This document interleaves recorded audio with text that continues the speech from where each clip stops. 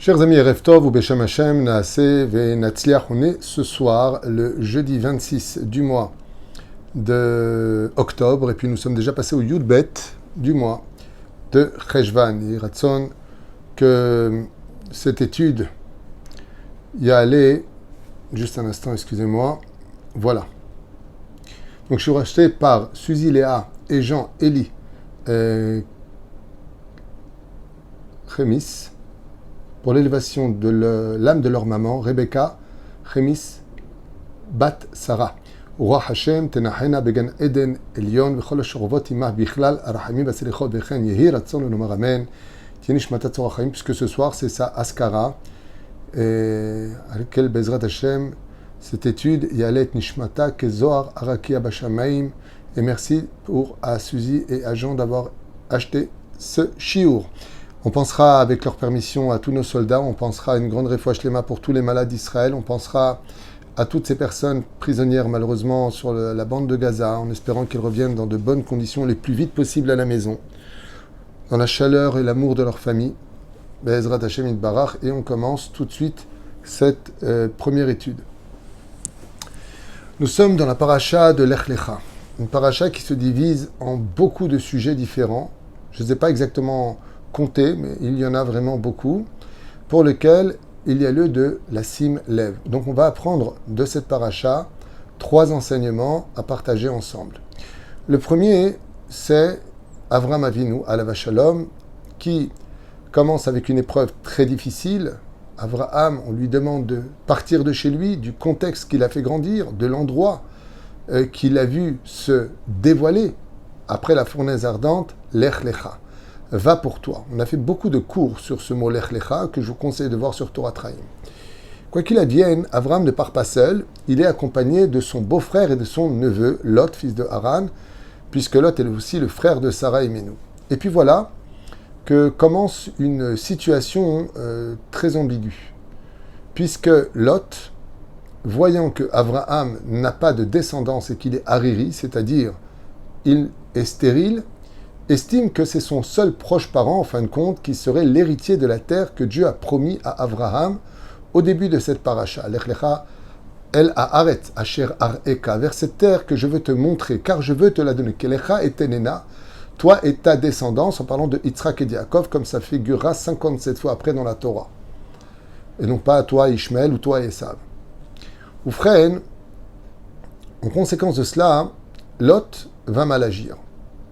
Et qu'est-ce qu'il fait? Rashi nous dit, il va demander à ses bergers de libérer la muselière de ses troupeaux, qui étaient très nombreux quand ils ont quitté Haran, afin qu'ils puissent brouter sur les terres des 7 peuplades cananéennes de cette époque.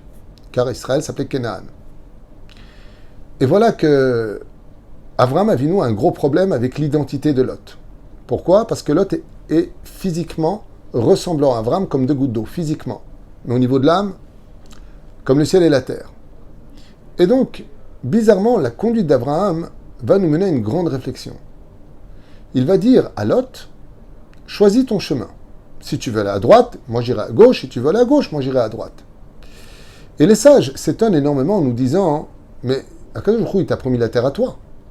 On ne rentre pas en massa ou matan, on ne rentre pas en shalom avec une personne qui est un imposteur, qui veut te prendre ta terre.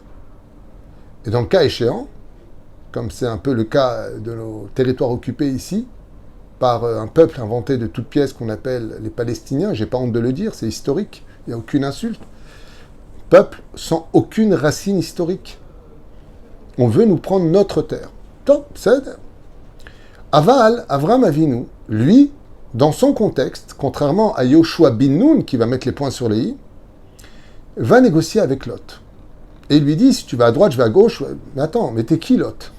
T'es rien du tout. Tu as le mérite d'accompagner Avram Avinu, tu as le mérite d'être dans l'histoire, mais tu l'accompagnes. 3 raisons sont données à cela. La première raison, c'est une raison morale. Avram est celui qui rapproche les gens, qui ne les éloigne pas. Donc il sait que la terre d'Israël fait déjà la capara des fautes, il connaît des défauts de son beau-frère et de son neveu. Il ne peut pas lui dire retourne à Haran, c'est un endroit d'idolâtrie. Donc il ne peut pas se séparer de lui, parce qu'on va dire, alors quoi, tu rapproches les étrangers, ta propre famille, tu l'éloignes. Problème de conscience, comme le prescrit Rashi à Kadosh, qui a dû faire mourir son père de peur que les gens ne disent d'Abraham, tu vois, il a laissé son père vieux, il n'a pas fait le respect des parents, il se prend pour un religieux. Donc Lot a un problème de conscience. Deuxième explication, eh bien, il sait que de Lot doit venir le Melech HaMashiach. Effectivement, de Lot vont naître par ses deux filles, deux nations, Ammon et Moab. De Moab viendra Ruth, qui mettra au monde Pérez, qui remettra au monde Oved, et qui mettra au monde Ishaï, et par la suite le roi David, duquel viendra le Mashiach. Et il sait pertinemment, Beroach HaKodesh, car il est prophète, que de Lot doit venir le Messie. Donc, je vais t'envoyer quelque part. Je vais t'envoyer quelque part, et ce sera à toi de choisir. Mais il sait où Lot veut aller. Là où il y a de l'impureté, là où il y a de la débauche, là où il y a de l'injustice. Parce qu'il est injuste. Alors, il lui dit, va là-bas, c'est pas plus mal. Et pourquoi? Vous savez que le Satan, jusqu'à aujourd'hui, cherche comment tout faire pour retarder la Géoula. Et il cherche comme nous qui est le Mashiach. Quoi qu'il n'y a pas de mitzvah de savoir où est le Mashiach. D'après vous, si la police devait courir après un brigand, quel serait le dernier endroit au monde où elle cherchera à le trouver? Dans un commissariat de police. Ce serait la meilleure des planques. D'aller dans la salle du commissariat de police, attendre là-bas, s'il t'attend pour passer. Tu peux être certain que la police courra dans toutes les rues pour te trouver. Mais de se dire, t'es à la station de police, ça c'est pas possible. Ainsi a réagi Abraham. Sachant comment son neveu allait réagir, et que de lui viendrait le Mashiach, est-ce qu'il y aurait mieux que de l'envoyer en enfer de Sodome et Gomorre, là où le Satan n'ira certainement pas le chercher? Et c'est exactement ce qui s'est passé. Il y a une troisième explication, qui est celle du cours, de ce premier volet de cette paracha. Quand on observe bien les mots employés, Al tieriv benenu, qu'il n'y ait pas de dispute entre nous. Et ensuite, il y a marqué Al tiemeriva, et qu'il n'y ait pas de dispute. Ça veut dire que la Torah nous annonce qu'il y a une dispute au masculin qui a lieu entre les bergers d'Abraham et les bergers de Lot. Mais quand Abraham reprend le dialogue, il dit Al tiemeriva. Il fait passer le masculin au féminin. Quelle différence entre l'un et l'autre? Le masculin n'engendre pas. Le féminin tombe enceinte et donne des enfants. Abraham a peur que cette dispute engendre trop de disputes.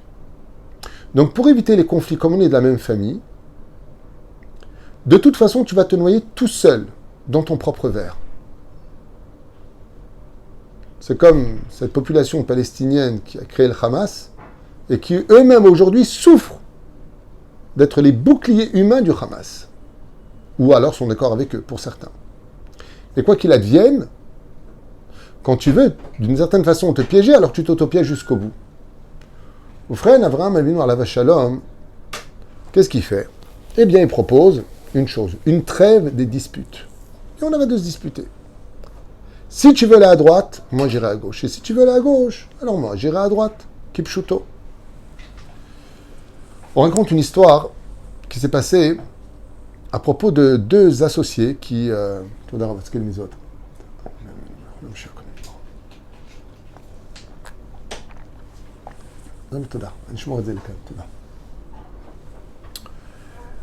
Deux associés qui avaient acheté un très très très très beau terrain et sur lequel ils avaient construit un magnifique hôtel.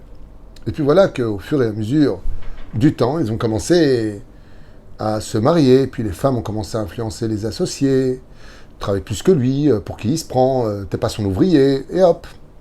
Ça a commencé alors que des fois se disputaient, mais engendraient des suites à cette dispute parce que les femmes se sont mêlées. Pour le bien-être de la famille ou pour leur justice, tu n'es pas son pigeon. Résultat, ça a apporté le malheur dans la société, et voilà qu'ils ont dû se séparer. Et quand ils se sont séparés, ils ont commencé à rentrer dans des comptes d'apothicaire, combien j'ai mis, combien tu as mis, combien j'ai travaillé. Et ils en sont arrivés à un point tel qu'ils sont partis au tribunal et ont failli se mettre en prison l'un et l'autre. Il y en a un qui est parti voir un très grand rave dont le nom m'échappe. J'ai oublié son nom. Et il lui a dit, voilà où j'en suis, voilà ce qui se passe. Et le rave lui a dit quelque chose d'invraisemblable, d'inimaginable. Il lui a dit, renonce. Et lui, comment ça renonce? Mais j'ai toutes les preuves. Vas-y, renonce, on parle d'une grosse fortune, Kvod Arav n'avait pas compris. Et le Rav lui a dit, écoute, t'es venu me voir, ma réponse est, laisse-lui tout. Il lui a dit, je lui laisse tout, et moi je me retrouve sans rien. Il lui a dit, je te promets que tu gagneras plus que lui.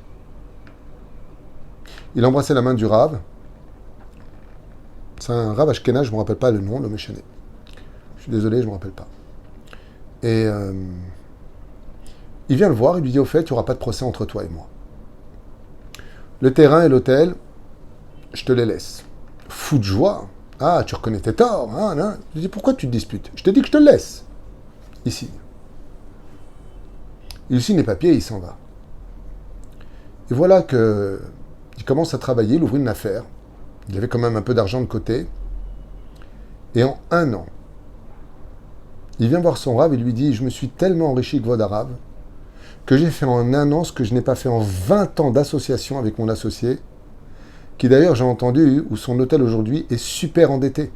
Il y a eu des problèmes de canalisation, il n'a pas fait les travaux, les clients sont partis, il est en procès contre eux. Moi, j'ai plus rien à voir avec tout ça. Mais par contre, je suis devenu extrêmement riche. Il lui a dit, tu sais pourquoi? Il lui a dit, pour votre bracha. Et il lui a dit, non, c'est pas ma bracha qui t'a béni. C'est ta emuna trachamim. C'est parce que tu m'as fait confiance.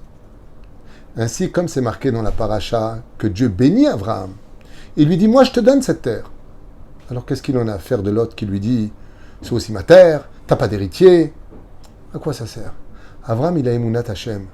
Abraham, il sait que ce que Dieu il dit, ça va se réaliser. Et effectivement, on va récupérer toute la terre d'Eretz Israël, et même la vie de Lot va être dépendant de la sauvegarde d'Abraham Avinu. Si on avait plus confiance en la parole de nos Chachamim, si on avait plus confiance en la valeur de notre Torah, on n'aurait pas besoin de se disputer même pour cette terre aujourd'hui en 2023. Parce que Akadosh Baruch Hu nous a promis cette terre. Mais est-ce que nous, on y croit vraiment? Parce que Dieu nous a demandé que cette terre était dépendante d'être Shomer Shabbat, d'être pudique, de faire une sincère teshuva, de vivre unis. Si on le faisait, on n'aurait pas tous ces problèmes d'aujourd'hui. On serait parti d'une petite histoire du mot rive, mais on n'aurait pas atteint le mot meriva, qui veut dire on aurait peut-être eu un conflit, mais pas des guerres qui n'en finissent pas. C'était le premier volet de cet enseignement que je voulais partager avec vous. Le deuxième n'en est pas moins intéressant. Lot est fait prisonnier. Abraham, comme je vous l'ai dit, il a un problème. C'est qu'il sait que le Mashiach doit venir de lui. Et donc il doit le sauver absolument. Le Midrash nous rapporte une autre explication très intéressante, qui dit que comme Nimrod voulait se venger d'Avraham Avinu après l'histoire de la tour de Babel et l'histoire de la fournaise ardente, qu'Avraham est sorti comme un héros, alors qu'il voulait le voir mourir aux yeux de tous pour montrer sa supériorité, il en voulait à Avraham. Et qu'est-ce qu'a fait Nimrod? Étant donné que Lot ressemblait à Avraham comme 2 gouttes d'eau, il a dit, je vais aller faire prisonnier Lot, le faire passer pour Avraham et le mettre à mort, pour montrer ainsi donc que moi je suis plus fort que le Dieu d'Avraham puisque j'ai tué son seul représentant. Donc Avraham s'est empressé d'aller sauver l'autre et montrer à tout le monde que Lot n'était que son neveu, même s'il se ressemblait. Intéressant Midrash. Mais ce qui est très curieux, c'est que ces 5 rois face aux 4 rois dans lesquels Avraham va mettre une tannée incommensurable, sans perdre de vie de son côté, eh bien, il est parti avec combien? 318 de ses élèves. Gematria, Eliezer. Comme ça dit le Midrash, il est parti simplement avec Eliezer. Il y en a qui disent qu'il est parti avec 318 Bachuri Yeshivot de ces Yeshivot qu'il avait créés à l'époque pour y enseigner la Torah, même si elle n'était pas encore officielle, puisqu'on n'avait pas reçu la Torah hors Sinaï, c'était avant, car la Torah était vécue de façon officieuse et non pas officielle. Eh bien, d'ailleurs, la Gemara nous dit c'est parce qu'il a sorti 318 Bachuri Yeshivot qui étudiaient comme ça dit la Gemara. Parce qu'il les a sortis de l'étude de la Torah pour les emmener faire la guerre à l'armée, que notre peuple descendra 400 ans en Égypte. Comme ça dit la Gemara, je ne me rappelle plus des références, comme j'ai des problèmes de mémoire en ce moment, je préfère ne pas m'avancer même si je pense que j'ai raison, mais je vérifierai tout à l'heure. Quoi qu'il advienne, c'est Mashekatouf. Et il gagne cette guerre. Et puis voilà que vient un homme, Malkit Tzedek, Shalem.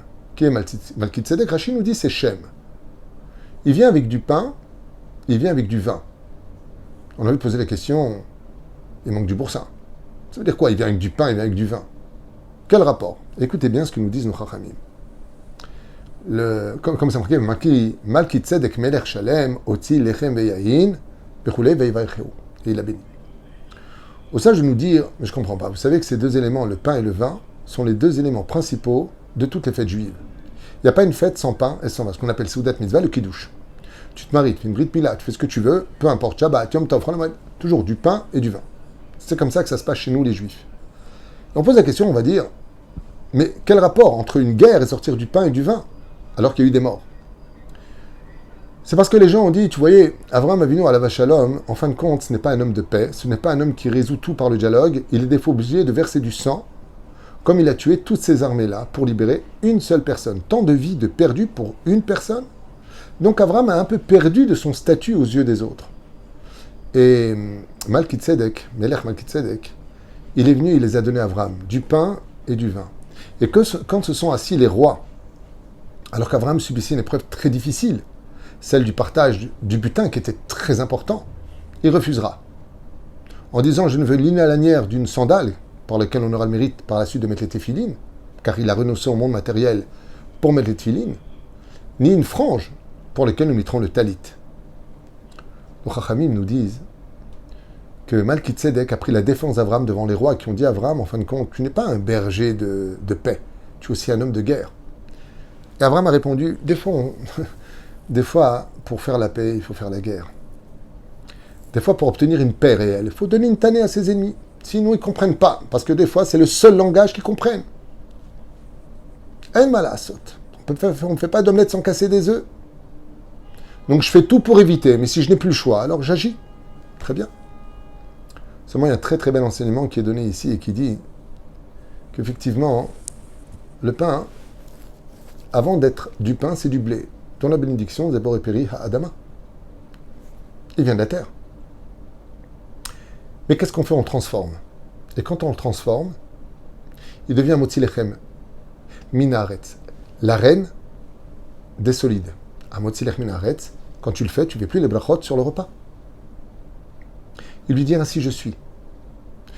Quand je vais en guerre et que je descends jusqu'à la terre, c'est pour l'élever à quelque chose de plus grand.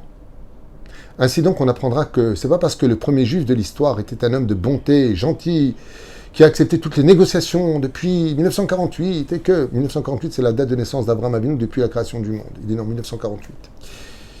Que je suis un frayeur, que je suis un pigeon. Ne pensez pas que les ennemis d'Israël peuvent se permettre de nous cracher dessus quand ils veulent, s'ils veulent et comme ils veulent, en menant l'opinion publique avec des médias mensongers, qu'ils soient historiques ou sur le terrain. Il n'y a pas marqué pigeon ici. Alors on l'élève au niveau de la Motzi Lechem Minaretz. Et le vin, avant qu'il ne soit du vin, sa bénédiction Zebor et Peri Ha'etz, ça vient du raisin. Mais maintenant, Avraham, il prend sa coupe et il dit Boré Peri Geffen, qui est la reine de toutes les boissons. Il dit c'est toute la différence entre le peuple d'Israël et les nations du monde. Quand nous on rentre en guerre, c'est pour relever quelque chose de plus grand, quelque chose de plus important, quelque chose de plus loyal et de plus royal. La Chen Omeret à Torah, qu'il est venu avec du pain et avec du vin. Pour nous enseigner aussi pour nous-mêmes, que combien même si on devait rentrer dans les conflits de la vie, ce sera pour relever de ce conflit un plus grand shalom pour la suite. Car c'est le but de tout conflit sur terre. La troisième chose, qui sera le dernier volet de ce cours-là, eh bien, c'est tout simplement pour nous faire réagir. La Torah nous parle bizarrement de la beauté de Sarah. Ata yadati ki efat mare'at. Maintenant, je vois que tu es belle. Abraham a peur. Abraham est né de peau blanche. Sa femme est de peau blanche. Le Midrash te dit d'ailleurs, il lui a mis du teint noir sur la peau pour la faire passer pour une cananéenne, qui eux étaient de couleur noire. Mais Abraham est né de couleur blanche. C'est une question qui m'a été posée, donc je réponds. S'il voit ce cours, il aura sa réponse. C'est ça? Parce qu'il vient de Shem. Les Sémitiques étaient de couleur blanche. Cham est de couleur noire. C'est ça? Comme ça, c'est marqué en tout cas dans la Torah. Et donc, Abraham découvre que sa femme est belle. C'est curieux, cette vision des choses. Pourquoi est-ce qu'une femme est belle? Eh bien, au sage de nous le dire, parce qu'elle n'a toujours pas eu d'enfant. Car quand une femme est enceinte et qu'elle a un enfant, elle transmet une partie de sa beauté dans cet enfant. Donc, Abraham regarde sa femme, il dit Ata Yadati. Bon, j'ai toujours su que tu étais belle, Lama, parce que tu n'as toujours pas eu d'enfant. Donc, tu as gardé la beauté de l'innocence de ta jeunesse qui t'accompagne au fur et à mesure de l'âge. Le Balatourim et d'autres explications interviennent, Rabbeinu Hacher et tout ça, qui disent pourquoi? Parce qu'il venait de voyage. Vous le constaterez quand une femme voyage même en voiture, elle se maquille avant de descendre, elle voyage en voiture, et avant de descendre la voiture, elle se remaquille. Pourquoi? Parce que le voyage enlaidit la femme, lui fait perdre de son teint, de sa beauté. Comme elle venait à dos de chameau, on aurait pu penser que Sarah, malgré sa grande beauté, est perdue de sa beauté. Seulement Abraham se rend compte que sa femme n'a rien perdu de sa beauté malgré ce long voyage à dos de chameau, malgré la famine. Selon le Sod, Rabbeinu Moshe Harlap explique dans son livre Mémarom qu'Avraham Béhémet, il a vu sa femme qu'une seule fois le jour du mariage, et pour ne pas tomber dans l'esprit animal de la beauté physique dont l'homme est tellement attiré, il n'a plus jamais regardé sa femme. Seulement, arrivé en Égypte, il a dû la regarder. Pourquoi? Pour ne pas la mettre en danger, et il l'a cachée dans une caisse, de telle façon à ce qu'il puisse passer la douane sans repérer Sarah. Seulement, elle a été repérée pour X raisons. Oufren, il y a une très belle explication très profonde qui dit qu'en réalité, Abraham, il connaissait très bien la beauté de sa femme. Seulement, il n'avait aucun Yetzerara, tant qu'il n'était pas arrivé dans le pays de Elialité, la reine des démons. Car Abraham et Sarah étaient les réincarnations de Adam et Ève. Et que jusqu'à ce moment-là précis, Abraham Avinu était comme Adam Arishon avant la faute. Mais qu'arrivé aux frontières de l'Égypte, au pays de la frontière du Etzadat Tovara, de la civilisation la plus importante, la métropole du monde, là où jusqu'à aujourd'hui, nos physiciens, les plus grands savants n'arrivent toujours pas à comprendre comment ça a pu être construit à une telle époque, eh bien, s'est réveillé en lui le Etzadat. C'est-à-dire qu'au moment où Abraham est rentré en Égypte, le Yetzerara est enfin rentré en lui, car il a dû se confronter à l'arbre de la connaissance du bien et du mal, là où étaient enfermées toutes les clipotes depuis la faute originelle. Et quand il a regardé sa femme, il dit « Ata Yadati, toujours j'ai vu que tu étais belle, mais je n'avais jamais ressenti comme aujourd'hui. » Oufren ou Chachamim insiste beaucoup sur le fait qu'une femme se doit d'être belle pour son mari, à un tel point que dans des exemples de la Gemara, Dieu va donner des salaires, ou alors va le stipuler à maintes reprises, comme ce fut le cas de Rachel, comme ce fut le cas de Rivka, comme ce fut le cas de Léa, comme ce fut le cas d'Abigaïl, comme ce fut le cas de Rachav, comme ce fut le cas de Esther Amalka, Yosef Hatzadik. Pourquoi la Torah insiste-t-elle tellement sur le côté de la beauté? Chazal nous dit, comme l'écrit Rabbi Yehuda dans son Kol Yehuda, j'ai oublié. Rabbi Yehuda dans son livre Kol Yehuda, j'ai oublié son nom. Père de mémoire, Manassé. Il dit, parce que ça fait beaucoup d'honneur à Troar. Quand un homme il a une épouse qui est belle d'apparence, qui se fait belle pour lui, Zeoselo Tamid Tov.